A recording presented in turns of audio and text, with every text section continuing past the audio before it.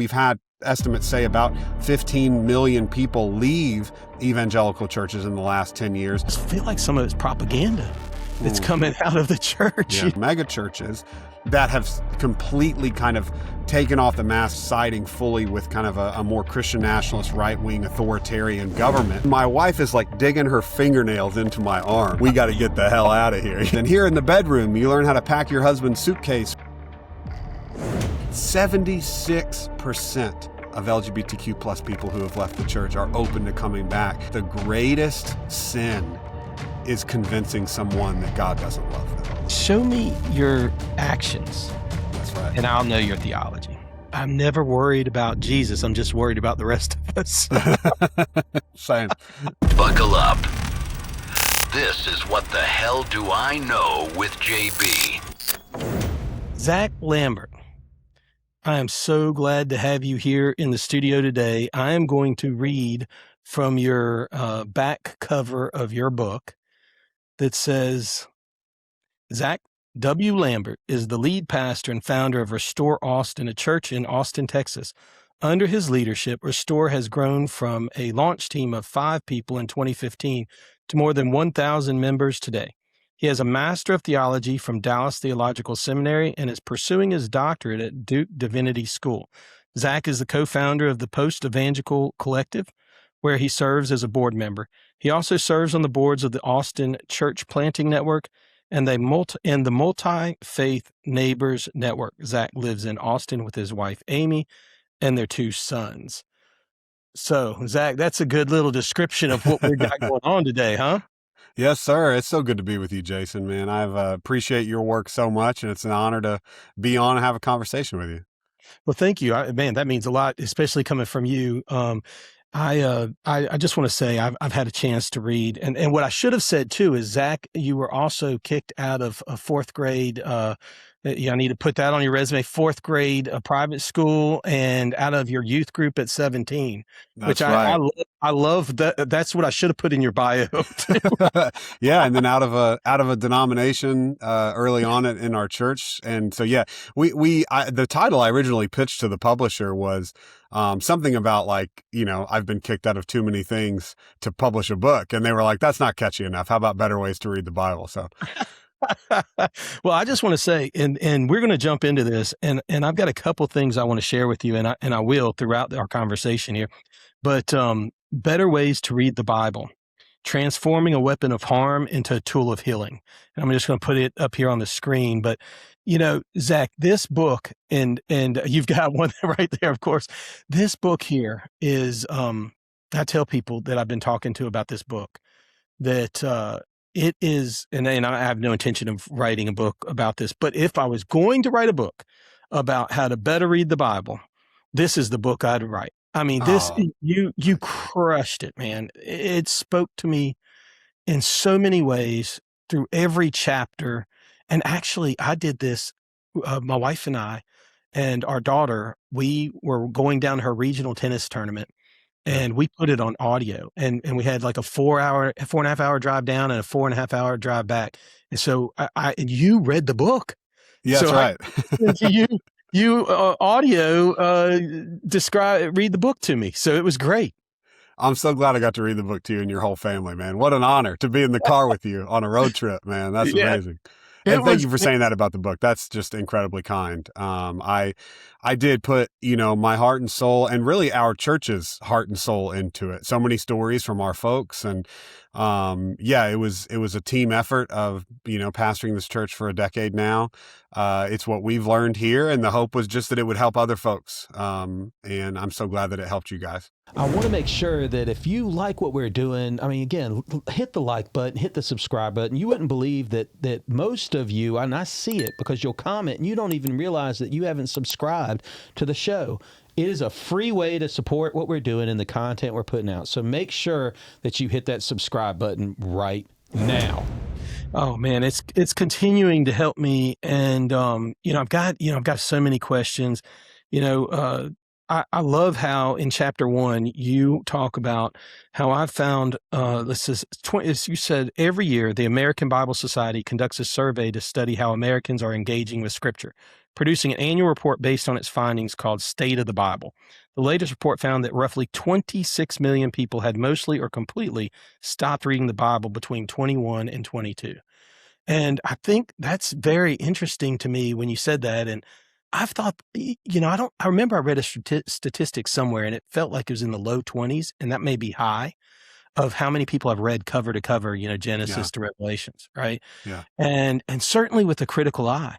I mean, sometimes, the first time I did it, I remember I did a Bible app, and I just, I'd read one chapter of the Old and one chapter of the New sort of thing every day. And I just get through like the 365 plan. And it almost felt like a project to sometimes. I mean, I 100% skipped through Numbers. I mean, I read it. But I asked, once I got through the Bagats, I was like, okay, where are we going? Some of that's a slog for sure, bro. 100%. But it's amazing because I have friends that talk about like this beautiful revival in the church, and I just feel like some of it's propaganda that's coming out of the church, trying to say, oh, people are coming back.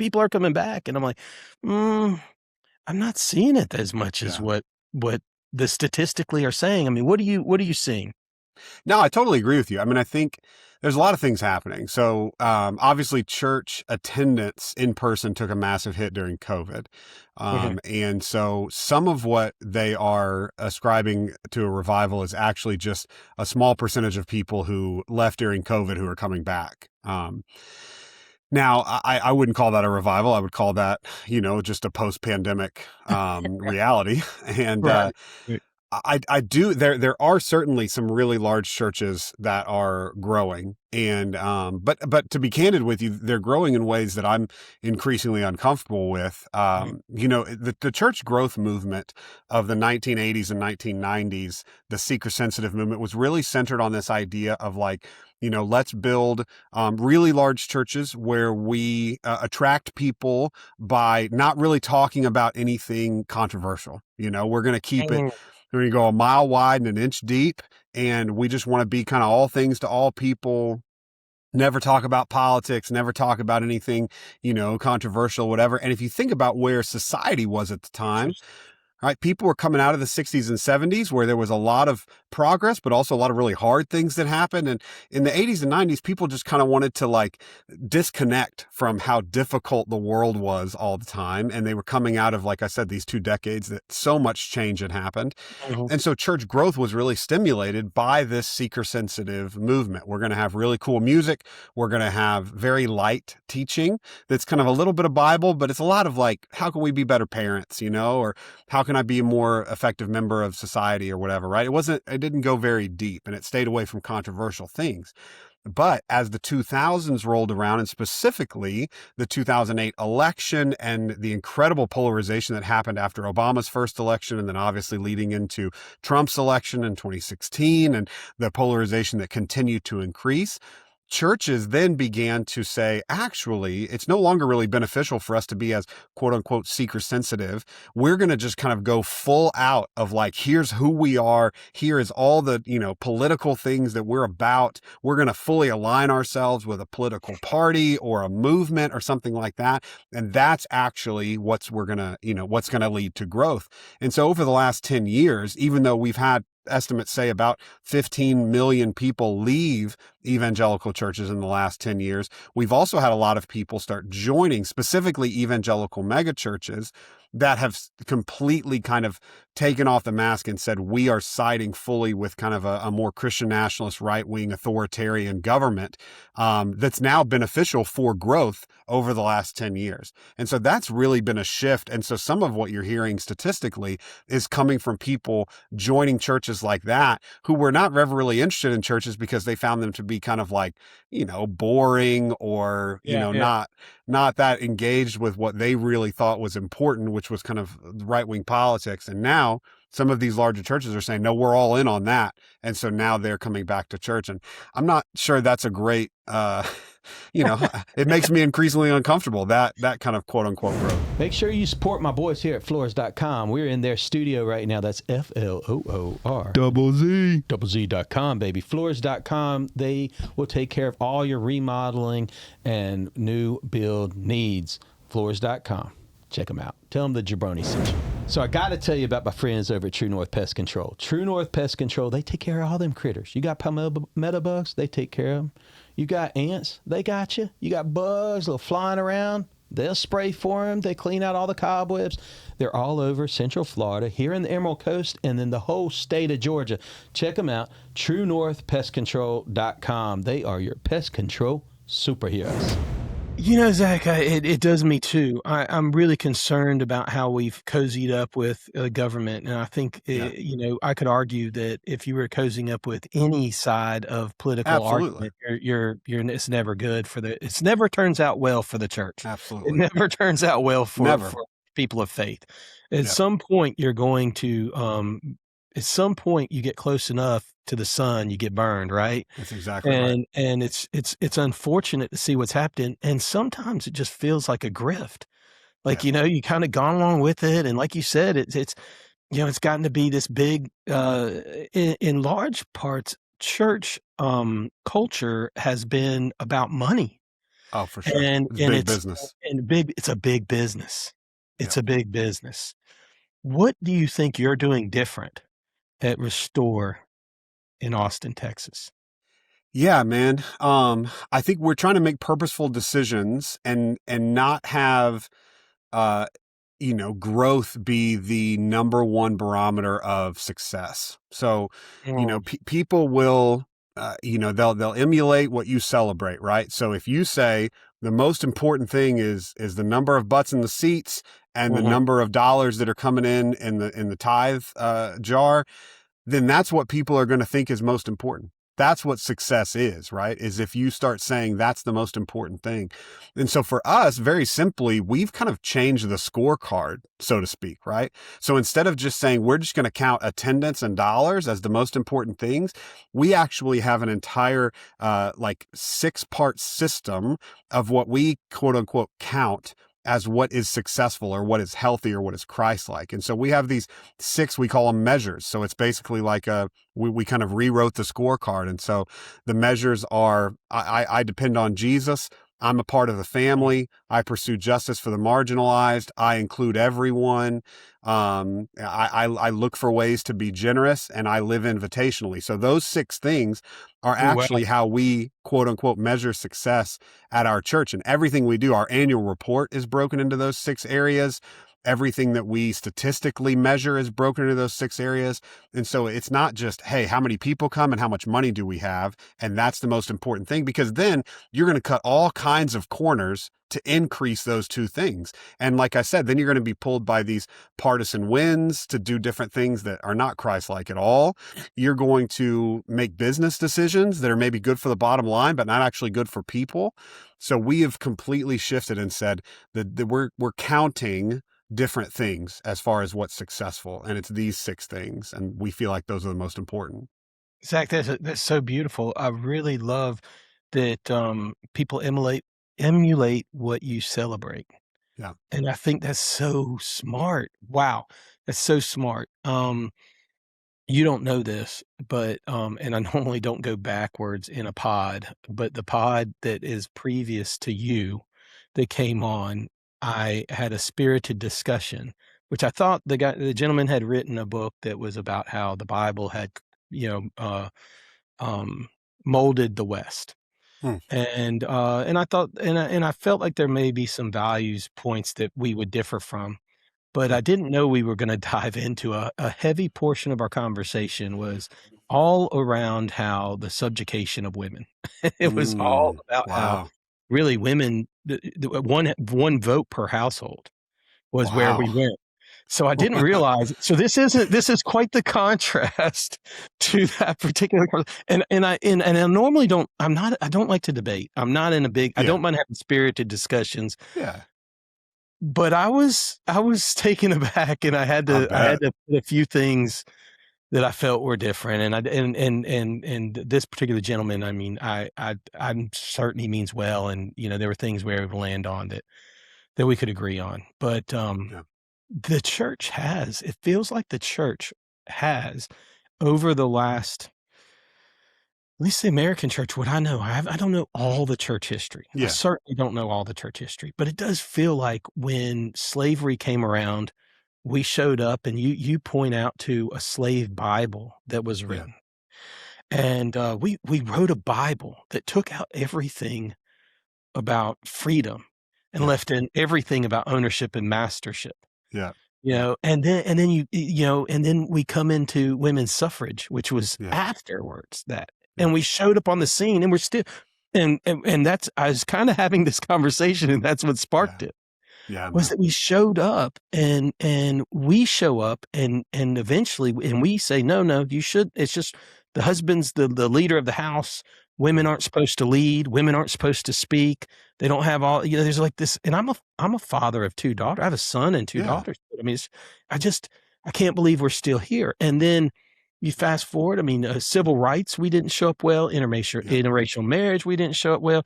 And over time, I think the church is speaking into that, but it does feel like there are some steps being taken backwards here. And I haven't even touched on the LGBTQ plus. So I mean, we absolutely, and we haven't been getting that right from Jump Street, and I don't know that we're getting that right now. Yeah.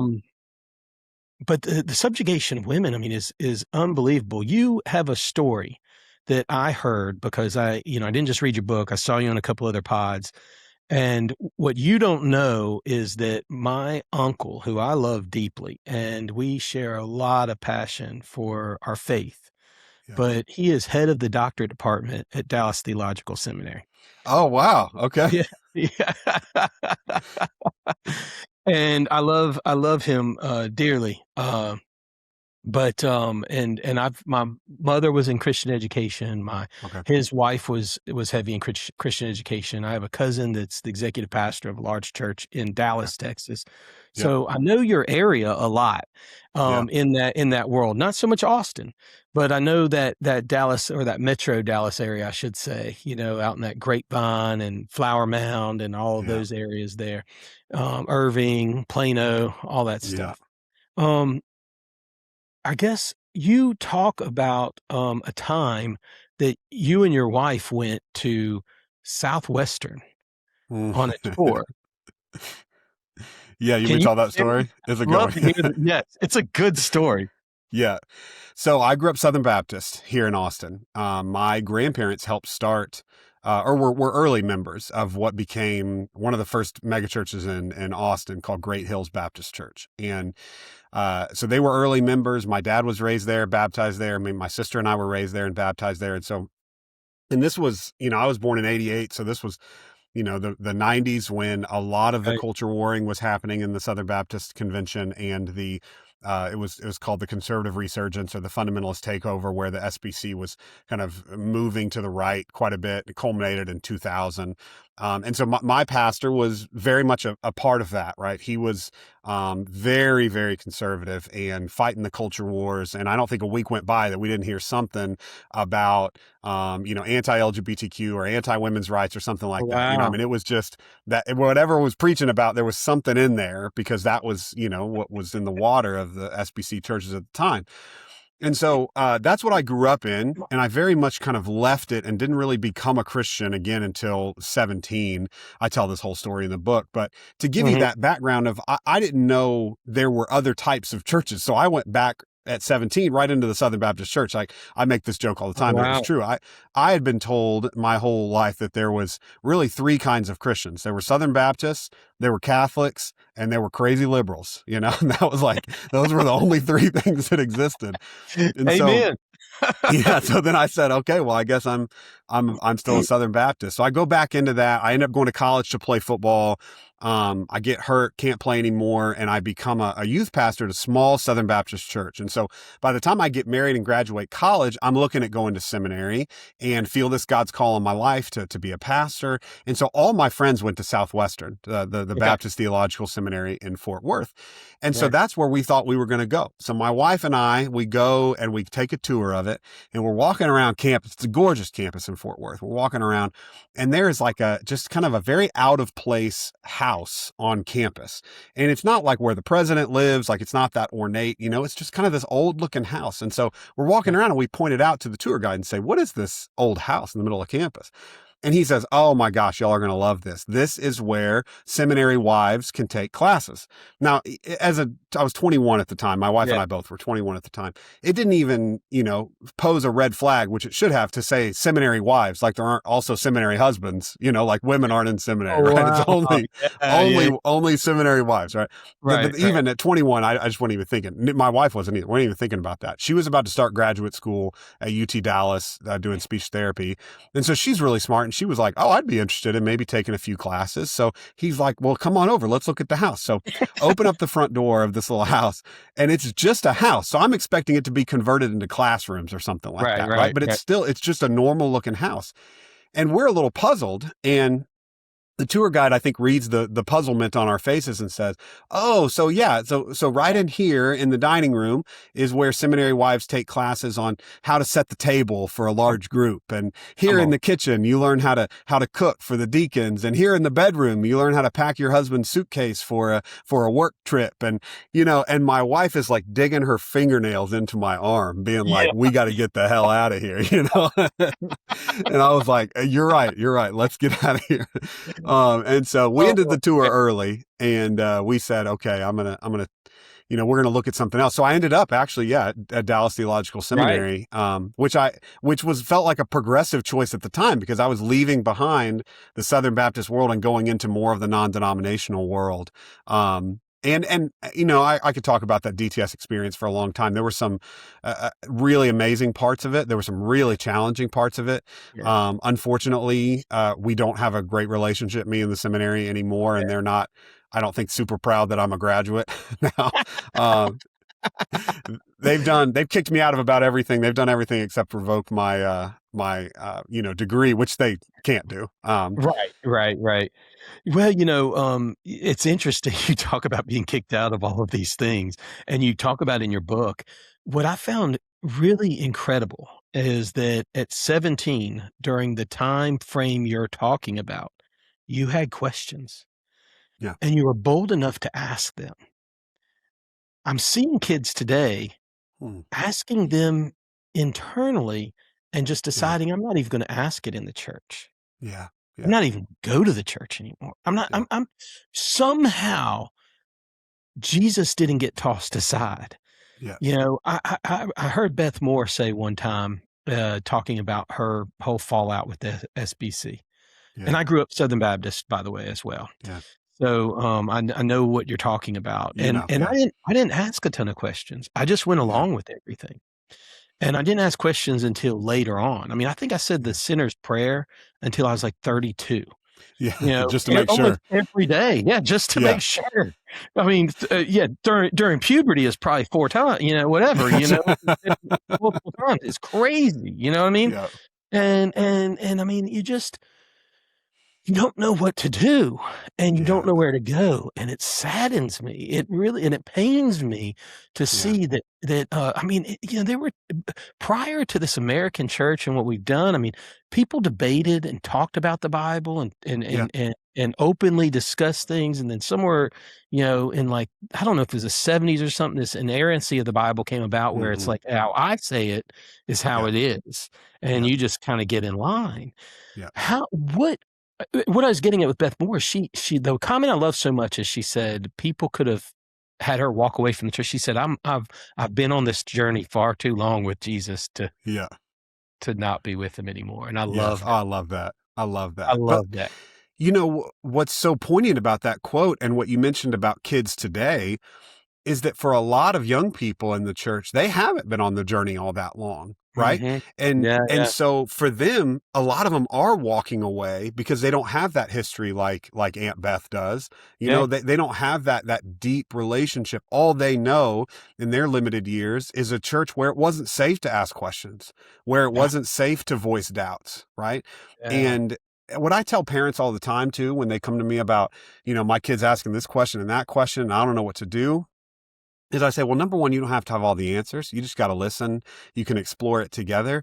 But number two, if you shut down the questions or you make it to a place where, it's not safe to ask them or to voice the doubts, those things don't go away. They're just going to take them somewhere else. So they're either going to just wrestle with them internally. They're going to ask their friends. They're going to ask Chat GPT or whatever. And like, would you rather some random people on the internet or AI is answering their questions for them? Or would you, as their parent or their church leader, or their youth pastor, like to walk through this and answer these questions with them?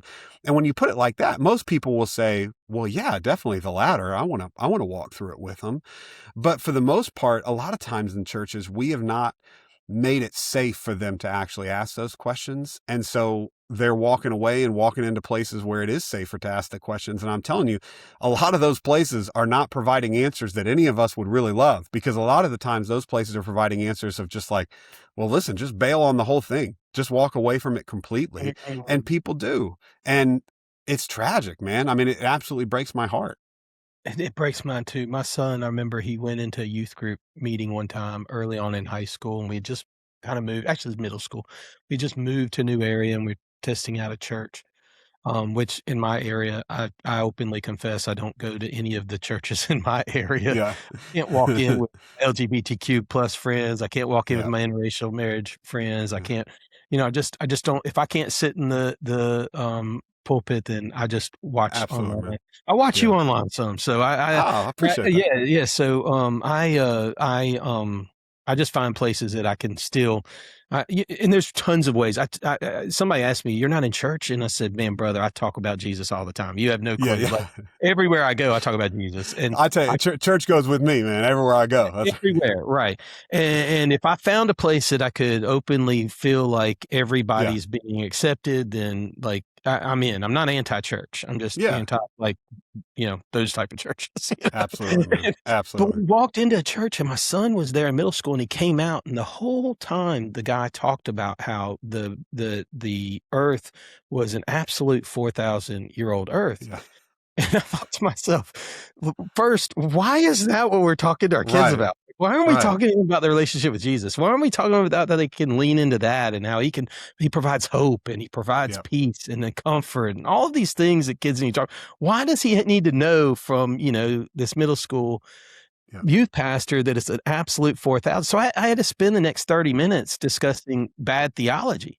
And because what happened, I feel like, when they go away to school or college and you get some more education, you realize, like, when one thing starts eroding, it can start, everything can erode, right? Exactly. Yeah, no. And I tell the story in the book too of a guy at our church who, very similar experience to your son, but did not have a dad like you to be able to walk him through it, where, he was told by a youth pastor that, a Christian believes in Jesus, a Christian believes, in the resurrection. And then, a Christian also believes in a young earth. Right. And then, a laundry list of 25 other things. And then the guy took a freshman biology class and becomes convinced that the earth is a lot older than 4,000 or 6,000 years. Right. And here's the thing, because he had been told by somebody in a position of religious authority that a Christian believes X, and then he no longer believed X after this freshman biology class, then he self-selected. He said, well, I guess I'm not a Christian anymore, because the Christian leader has told me this is part of what it means to be a Christian. I no longer believe the earth is 4,000 to 6,000 years old, so I must not be a Christian anymore. And that guy left the church for 20 years. And it wasn't until a friend dragged him to Restore, and we got to have a conversation about how actually Christians all over the place believe a lot of different things about the age of the earth, and that's really not a central point to our faith. Right. That was the first time he had heard that. 20 years. Being gone because somebody told him, you have to believe this. Yeah, there's a lot of, bad theology that comes around, and here's the thing, and I constantly say this, and I've been saying it a little bit more and a little bit louder as I've gotten older. I'm approaching 50, and so I think when you get past that certain point, you just start saying it, and and so at any rate, is that show me your actions. That's right, and I'll know your theology. Yeah, that's so good. I don't actually want to hear it anymore. I love that, man. I had a friend she was a pastor at a church I used to be at, and she used to always say, when somebody asked her if she was a Christian, she would say, "I don't know, you better ask my neighbor," right? Because wow, how she treats her neighbor, right? yeah, That's the litmus test. So she said, "Listen, I can tell you whatever, but you should probably ask my neighbor if I'm a Christian." that's so good. I think I'm Yeah. bogarting that one. That's You should, so man. I good. have. I That's 100%. that is so good. Yeah. So I've got so many questions. We're not going to get to them all because we're having such a great conversation. I'm really enjoying this. But I want to share with you that I think it was about a year ago. I have probably the best hairstylist besides my daughter, my middle child. She is going through cosmetology school right now. Oh, cool, man. And I'm excited to see what does. And she's probably going to, because she's my daughter, she'll outtake. She'll surpass for sure. She'll surpass this guy. But my hairstylist is, I mean, I've been going to him for a decade, better than a decade. I mean, this guy, oh my word, I love him to death. And we have plenty of meals with him and his husband. We have so many. We've gone to comedy clubs. We've gone to concerts. I mean, these people, I love them to death. Yeah. And every time I sit in the chair, we talk Jesus. Every time I sit in the chair, and we get into some incredible discussions that are amazing, and there's some really heartbreaking discussions that are really, really tough. Yeah. I wanted to share with you that a year ago, he told me he had been trying to get through the Bible. He was struggling. He had never really read it, that he felt like it talked to him. Yeah. And so it was before I read your book. I told him, I said, well, let's just start in John. We'll do it together. Yeah. It's one I love. It points to the deity of Jesus in every chapter.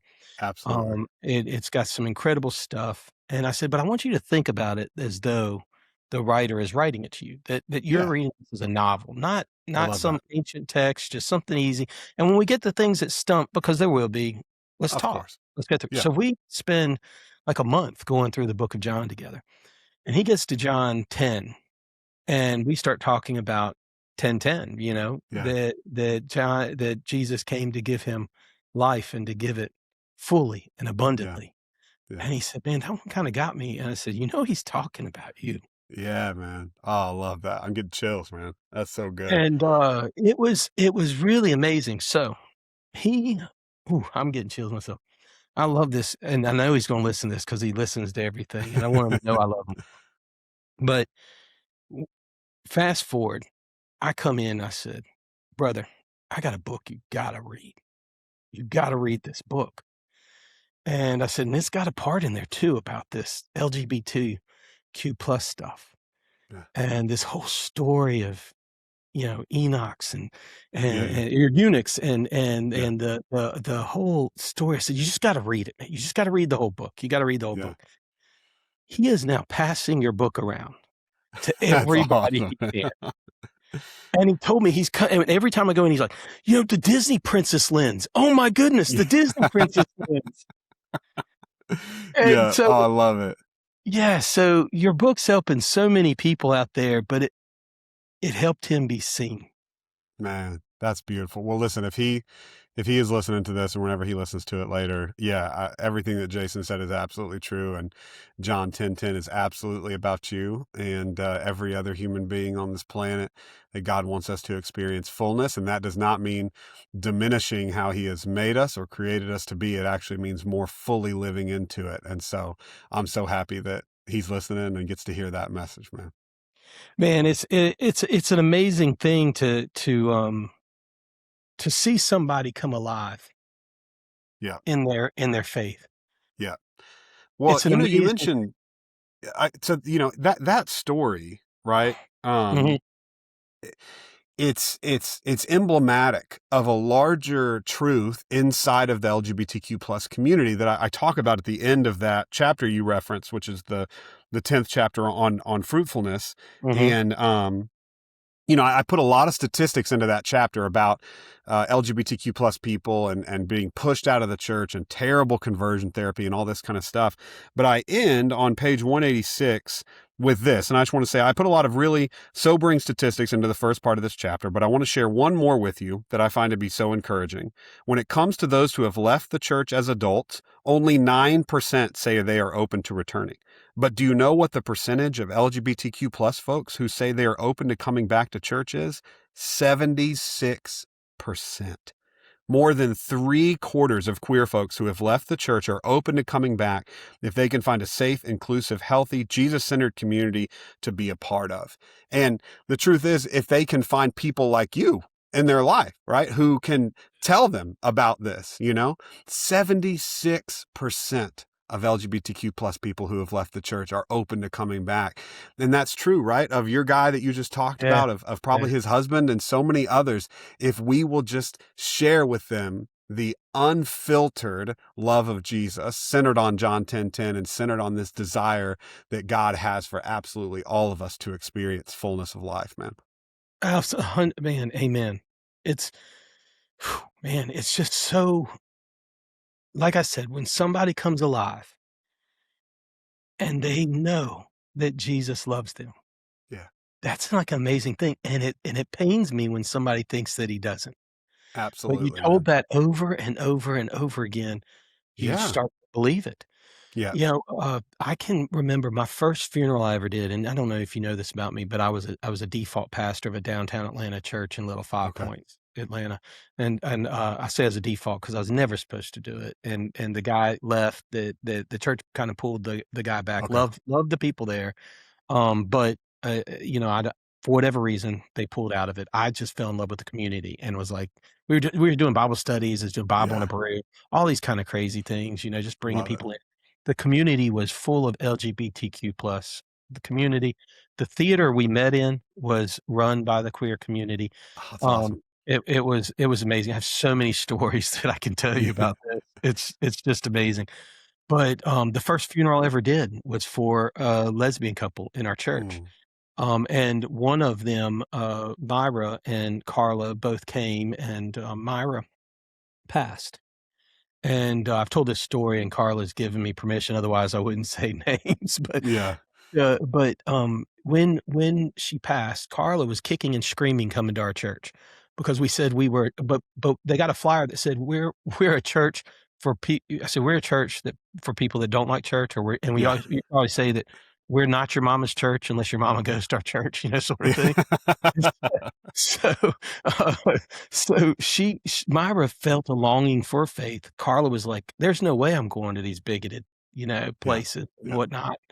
Fell in love with us before long. That we're doing Bible studies. Carla does still anti-faith. I mean, Sure. toe tipped in. She's barely there. She's not sure of all this stuff. Myra's in. She's in. Myra passes away at night, just suddenly, unexpectedly. First person Carla calls is me. Wow. Wow. I show up to her home, and because that community is so separated from family, so separated from church, so separated from community, they form their own community. So Yeah. the neighborhood is coming in through the home, bringing dishes, and they're Yeah. being the hands and feet of Jesus, and she's Yeah. parading a line. Part of it, her family, some of her family's not there, but she's parading people through the line like, this is my one brother, I've lost the other one, or whatever, and going down the line. At the end of the line, she's like, and on this is my pastor. And everybody does a double take. Yeah.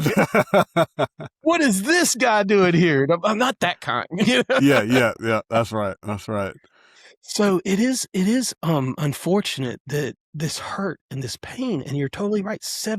It's funny that you mentioned that. I have that as one of my questions. 76% Yeah. is room for anyone here. 76% of the community would come back to the church. Yeah.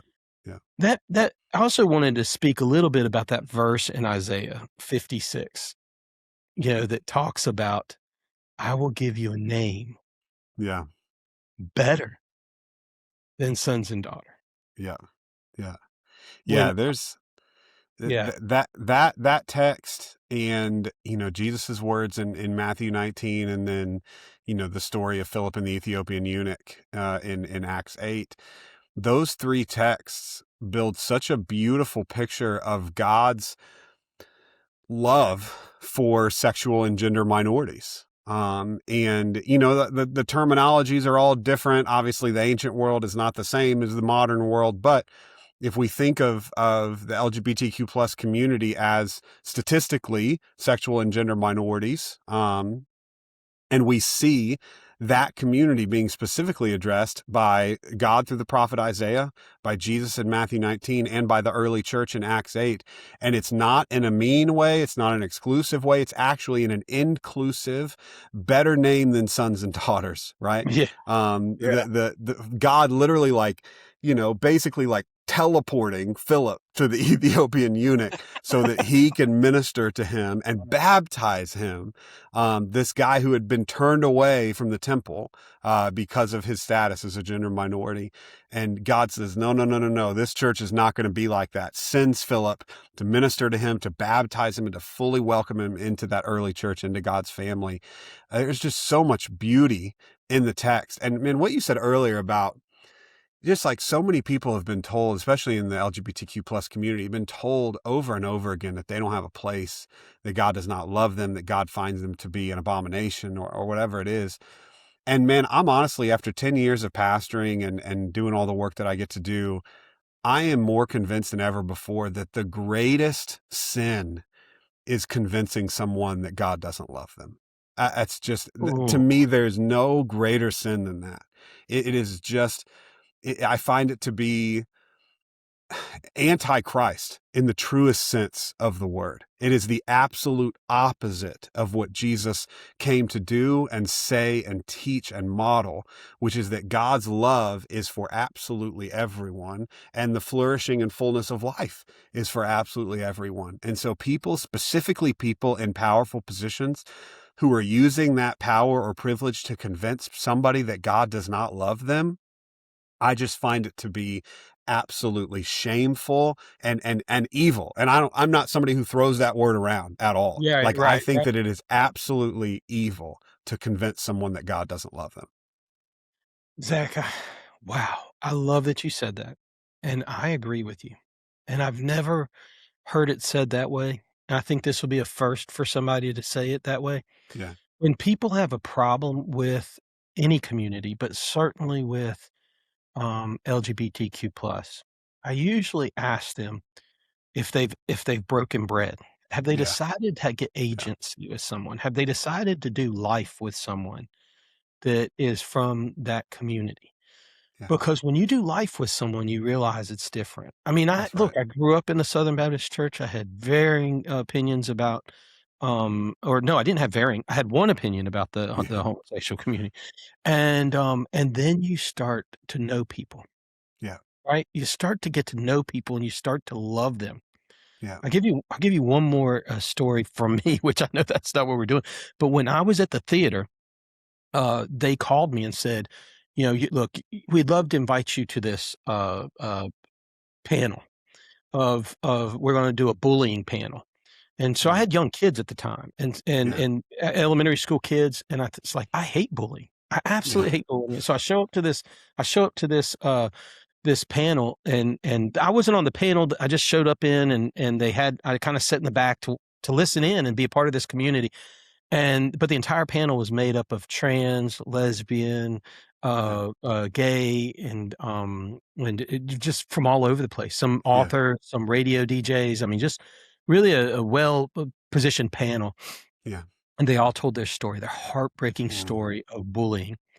Hmm. At the end of it, they opened it up to question, and this theater was packed. They opened it up to questions, and everybody's asking the panel questions, and one older gentleman stands up, and he talks about being on the campus of some college in whatever. I felt like he's in his 60s, so whenever time frame he was. And he said that we haven't talked about the elephant in the room, and it's what the church has done to us. Wow. Now, the moderator of this panel then shifts the spotlight to the back corner of this theater, and she goes, well, guess what? We have our pastor here. Wow. Now, I'm in tears at this point. Of course. I'm in tears at this point. And all I could do is stand up and tell them that I'm sorry. I'm so sorry. Yeah. I'm so sorry. I think I repeated that 1,000 times over and said that the Jesus I know, the Jesus I love, loves you. Yeah. And it took me hours to get out of that theater, talking, hearing stories. Yeah. And so Yeah. it is. Man, that's so beautiful. That's so You are beautiful. absolutely right. Well, can I circle back on something you said real quick? Please. Because I just think it's so important and I want to highlight it. You talked about breaking bread, right? You know, getting to know folks, specifically in the LGBTQ plus community. If you find yourself as a Christian who is anti-LGBTQ, or at least, you know, believes that they should be limited in their participation in the church or whatever it looks like. If that's you, you know, and sitting down and breaking bread, there's this really interesting thing that happens in a lot of churches where they say, well, listen, I can't do that because I don't want to let my heart be changed because I know that's not God's truth. And so I don't even want to put myself in that position to be swayed by emotions. We've been taught so many times in certain kinds of, you know, more conservative or fundamentalist churches, don't trust your emotions, don't listen to your heart, just listen to what we tell you to do, you know, all that kind of stuff. So I find a lot of folks push back against this, like, you know, let yourself actually have empathy and experience. And we're not even talking about how empathy is now being demonized by so many people in the right wing spaces. Books being written about called toxic empathy by people in these spaces, right? That because they know that this ends up leading to mind change and heart change. But what I want to actually point out is that this is actually the biblical model that we see in the early church. So in Acts chapter 10, you have God tell Peter to go to Cornelius's house, right? Cornelius is a Gentile, and God wakes Peter up and says, go to Cornelius's house. I have an appointment there for you. I want you to go talk to this guy, Cornelius. He's a Gentile, but I want you to go talk to him. Peter goes, and if you remember, he has this dream, right? Where God, and he has it 3 different times in this dream where this sheet comes down, it has all these different animals, and, you know, God says, kill and eat these animals. And Peter says, no, these are not kosher. I would never do that. And God says, don't call anything that I have made unclean. Right? 3 different times in that dream, God specifically tells Peter, don't call anything that I have made unclean. Then he goes to Cornelius's house. God has set him up with this dream. Cornelius, you know, is talking about God. He's a God-fearing man. His whole household has questions for Peter. And Peter, in hilarious, you know, very typical Peter fashion where he puts his foot in his mouth all the time, he basically says, I'm not supposed to associate with people like you. Like, y'all are unclean, but I have actually learned that God has said, don't call anything that I have made unclean. And so they end up having this fellowship. The Holy Spirit comes down on Cornelius and his whole household. Peter is completely transformed, and he goes back to Jerusalem and the head of the early church. And he says, I just saw this incredible thing happen in Cornelius's house. I know we thought that Gentiles had to become Jews before they could become Christ followers, but that's not true, actually. The Holy Spirit is already falling on these Gentile communities. And so then fast forward Acts 15, the whole Jerusalem council gets together. James and all the others, Paul is there, Peter's there, all the others that are deciding kind of the direction of the church. And both Peter and Paul give testimony about what they have seen and experienced. They have gone to these Gentile places and they have seen and experienced the Holy Spirit of God in these Gentile communities. And the whole Jerusalem council says, well, if that's true, then we need to change how we understand this. And they actually go back and quote an Old Testament passage and say, you know what? I think we misunderstood this. And it looks like God's plan was to include everyone the whole time.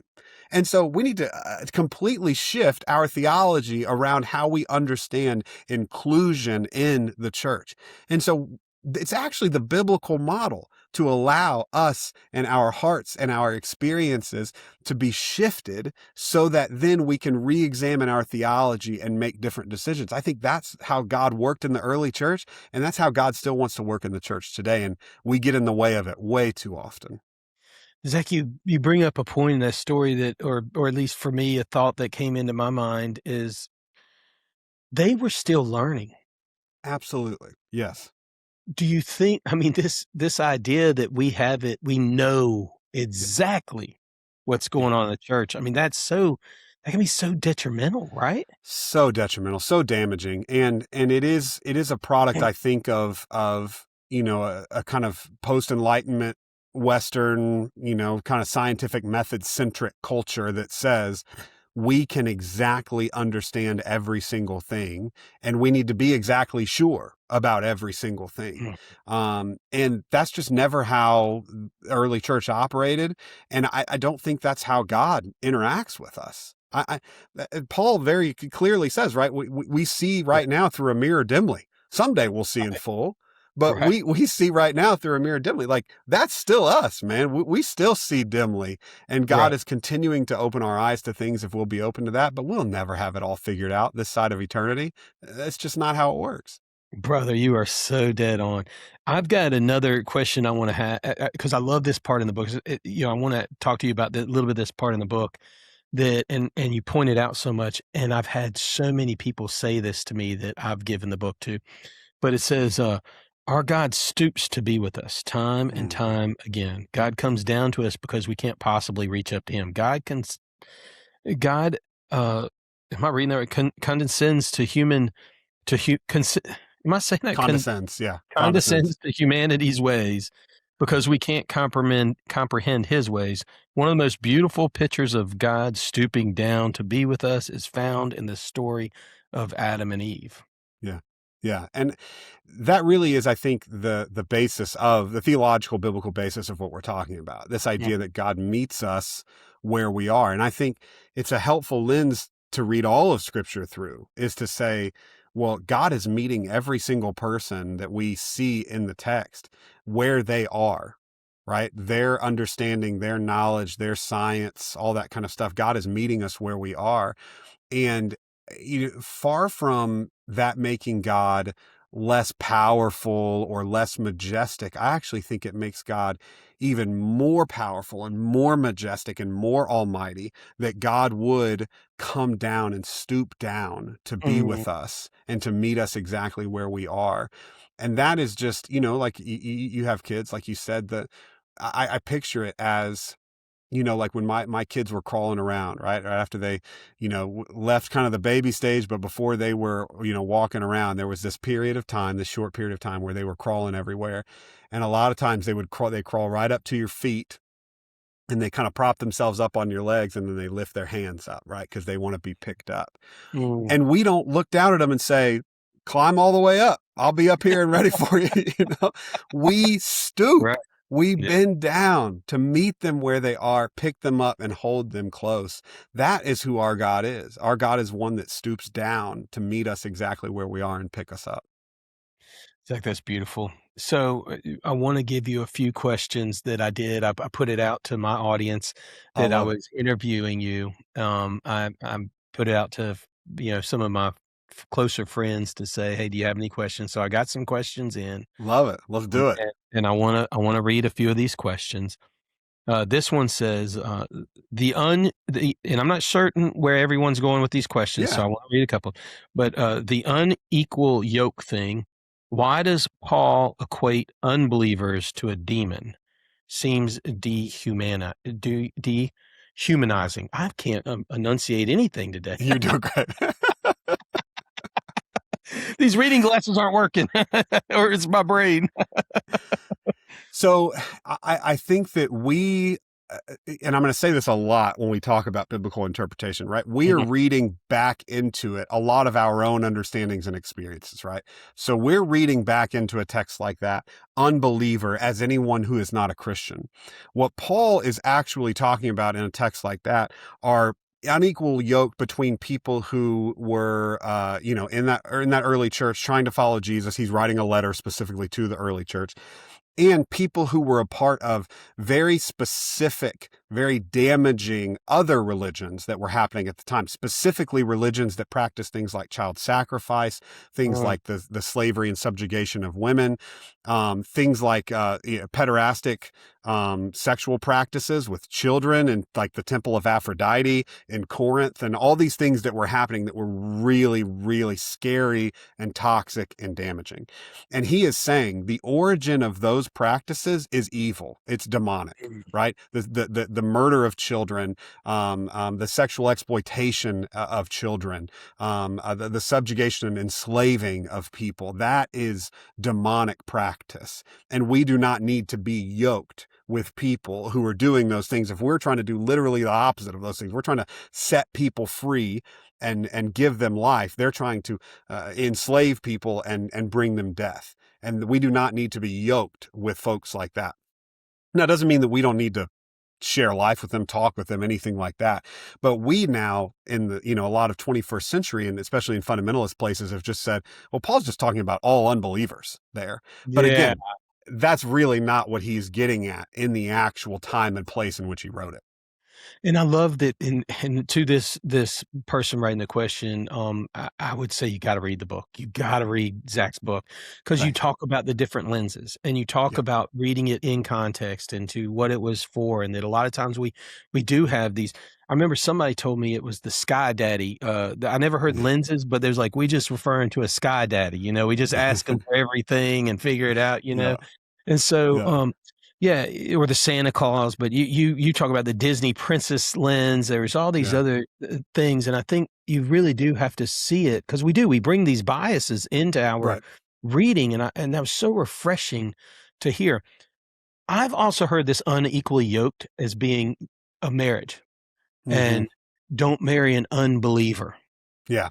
How does that work? Because there's marriages today, and maybe people listening today, and relationships today, where somebody it feels a pull to their faith and loves Jesus, and the other one's maybe agnostic or not. How does that work? What do you say to that?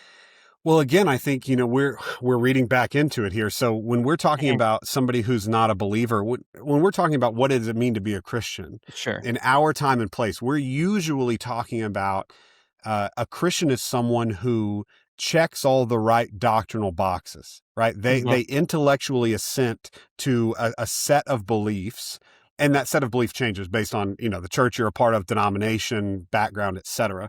But that's really what we mean when we're a Christian. At the time, in the first few hundred years of the Christian church, that's not what it meant to be a Christian. It was not checking a bunch of doctrinal boxes. It was attempting to orient your life around following the way of Jesus. That's what Christian literally means. It means little Christ. So when people were called Christians, they were saying, I'm just a little Christ. I'm just trying to live my life the way that Jesus is, right? And so I would say, I know people in our church who none of us check all the same belief boxes. My wife and I don't. I bet you and Danielle don't. There's no way, right? Like we are just complex people. We are never going to check all the same belief boxes, especially because our beliefs are growing and changing, and we're learning new things and all that kind of stuff, right? So that can't be the barometer for being unequally yoked, or we would never be able to yoke with anyone, because we would never check all the right boxes. Right. So for me, it's more, I think Paul is getting more at, what is the direction that you are trying to take your life here? And so there are certainly people, right, who we might check all different kinds of belief boxes, but as far as like the values that we're attempting to move forward on, that's kind of the stuff that we can come around. And so I do a ton of, weddings, officiate weddings. I do a ton of marriage counseling in our church. Our church is very young, and so tons of people get married all the time. Sure. And I talk about this specifically to say, you're never going to check all the same belief boxes. That can't be the barometer for success, because we'll never achieve it. But are you guys united on how you want to pursue like the values that are most important in your life? Right? Values like making sure that everyone feels welcome, values like pursuing justice in this world, values like making sure that you're teaching your kids, if you have them someday, about kindness and compassion. Those are the really important things that I think we need to make sure we're trying to come together on. Again, we're not always going to agree, but that we have some baseline for what we're trying to move toward as a couple, and then eventually maybe as a family. So that's how I get into a scripture like that. And I think that is actually a lot healthier, and I think closer to what Paul was actually trying to say. Perfect. I hear you and agree. Now let's see the next question here. Another person sent in, said, not a teaching, but Genesis 22, and every time God in the Old Testament kills or commands genocide. I mean, this I get this, by the way. I got this a lot when I worked with youth. I got this a lot when I was downtown. Is this angry God of the Old Testament? How do we, how do we compartmentalize him, or what do we do? Yeah. Yeah. How does that reconcile with Jesus? Yeah. Yeah. And, so I have, you mentioned the lenses earlier. So my first kind of healthy lens that I talk about in the book is this Jesus lens, right? Which to say the kind of historic Christian belief is that Jesus is the fullness of God in a human body. And so it's when we wonder who God is or what God is like, we look at the person, work, and teachings of Jesus as the fullest expression of that. And so if we rewind back to the Old Testament, we had a lot of people attempting to understand who God is and what God is like prior to Jesus in God's fullness showing us and demonstrating us. So that means that if there's ever some kind of picture we have of God that doesn't line up with the person, work, and teachings of Jesus as fully God incarnate, then we have to choose Jesus and we have to re-engage this other picture of God. So that's the kind of larger way that I'm trying to interpret this. So specifically with God either ordering or ordaining violence in the Old Testament, we have to say, well, listen, Jesus, on the night he is betrayed and arrested, Peter tries to defend him. Remember, Peter takes out his sword, he cuts off the guard's ear. Jesus picks up the guard's ear, heals him, and then turns to Peter and says, put away your sword. If you're going to live by the sword, you're going to die by the sword. So Peter is disarmed by Jesus. Right. Jesus is very much practicing this nonviolence. He practiced it all the way to the cross, right? Where he says, yeah, I could call down angels in a second and have this whole thing turn upside down, but I'm not going to. That is not who I am. That's not who God is. So that is the core character of God. So now we go back to let's pick on the Canaanite genocide, right? And Jericho, the story that's very familiar to people. Yes, Walk around 7 times, I sang songs about this in elementary school. Me too, man. How crazy is that, right? Well, I went to private Christian school, Southern Baptist school. Same, man. Yeah, same. So Joshua seemingly gets this order from God to go to Jericho, march around the city walls 7 times. The walls come down, and then they proceed to kill every man, woman, child, and animal in Jericho. Like that's what the text says. Yeah. And that is impossible to reconcile with Jesus. It just is. Right. And so what I'm saying is we have to say Jesus is the correct character assessment of God. So let's go back to this story. And what are some better and healthier ways to interpret a story like that I think, again, would apply to violence throughout the Old Testament? Very specifically, I believe Joshua thought God told him to do that because that is how he thought gods worked. Because in that time and place, the gods that won the wars, they were the most powerful gods, right? Everything was a religious war at the time. Exactly, man. Mike makes right. And so he thought that, but we actually have an incredible indication, even in the text, that that's not what God was doing. So in Joshua chapter 5, an angel shows up to Joshua. Joshua falls on his face before this angel and says, hey, basically we're about to fight this battle. Whose side are you on? Ours or our enemies? And the angel says, neither. I'm an angel of the Lord your God. And so you have this statement of neutrality from this messenger of God that says, I'm not on anybody's side. I'm not concerned with this. But then you have Joshua, who very much believes and tells his people, God has told us to use violence to accomplish God's purposes. Now, I think that squares well with Jesus, obviously, but it also has very helpful applications for us today, because the truth is, Jason, you know this, there's so many people in our world today still saying, God has told me to use violence in God's name to accomplish God's purposes. And we're able to look back and say, no, that's the same lie that Joshua believed, and it's not right. And we know that because of Jesus. We know that because the angel of the Lord in Joshua 5. We know that that is not who God is. And so it was wrong then, and it's still wrong today. Any violence in God's name is never okay. Never okay. And it's always, this is the last one too. This is the last. Always. It's always, this is the last war. We're gonna defeat the enemy this time. We're gonna get him this time. No, that stuff irks me. And the politics of today, it has been in like this war going on right now. I've seen too many of my my brothers and sisters in Christ rejoicing in the second coming of Jesus in this sort of thing.